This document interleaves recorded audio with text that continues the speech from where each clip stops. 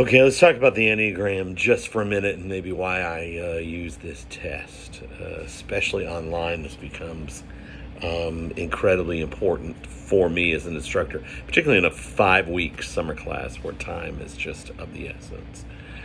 The enneagram is an interesting personality test in that it doesn't claim to be right. Like I've sent you a link to a test, but it doesn't.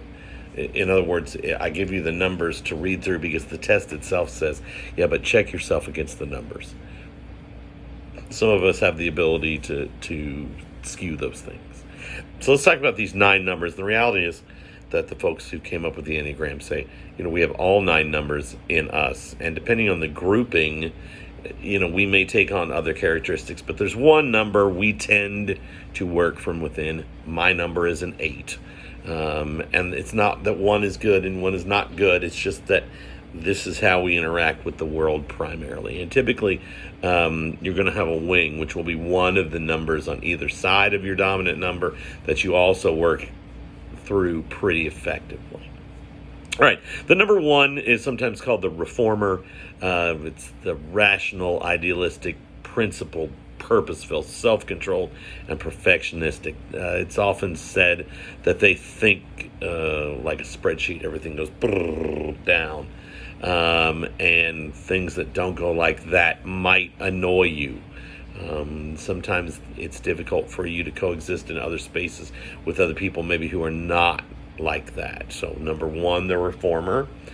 Typically, you're going to have one of 2 pretty calm numbers as a wing. Number 2 is the helper.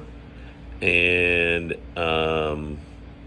number 9 is the peacemaker. And so you probably have a side of you that is calmer. And number 2, the helper.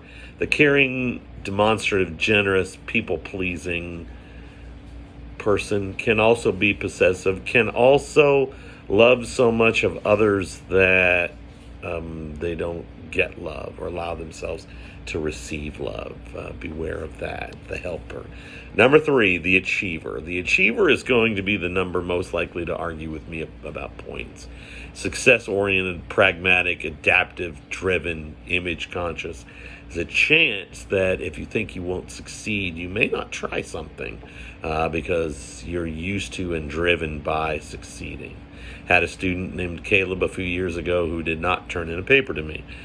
He noticed he had a 0 later on and said, I turned that paper in to you. I said, no, I have no submission. So he came back and said, well, it was in my outbox. I said, okay, well, turn it in and I'll give you partial credit. He said, no, I deserve full credit. And I said, Caleb, you didn't send that paper to me. And he said, yeah, but I meant to. Okay, but that's not the way the game is played. But the achiever will fight for it. All right, number 4, the individualist. Sensitive, expressive, dramatic, self-absorbed, temperamental. Sees beauty everywhere and possibly in ways that other people do not see it. The rarest number of the 9 tends to be very artistic. Number 5, and one of the numbers I give this test for, the investigator. Intense, cerebral, perceptive, innovative, secretive, and isolated. You overthink things. Let's have a conversation. Don't overthink these speeches. It is this number more than any other that's going to email me 2 a.m. the morning of a speech and go, it's all crap. I don't want to do it. Can I change my topic? The answer is no. We're going to work this process. We're going to work it through, and you'll do well. Don't overthink it. Number 6 is often called the loyalist. I don't really like that name, but they are loyal, they're committed. They are focused on security, personal safety. They are engaging, responsible, but also anxious and sometimes suspicious. This number will also email me sometimes, but they're not doubting the topic, they're doubting themselves. Don't do that. I believe in you. Let's work this together. Number 7, the enthusiast. So here's the thing. They're busy, fun-loving, spontaneous, versatile, can be distracted and scattered. Sometimes if you put a movie on in class, they'll immediately fall asleep because they stopped. So fear of missing out is a thing.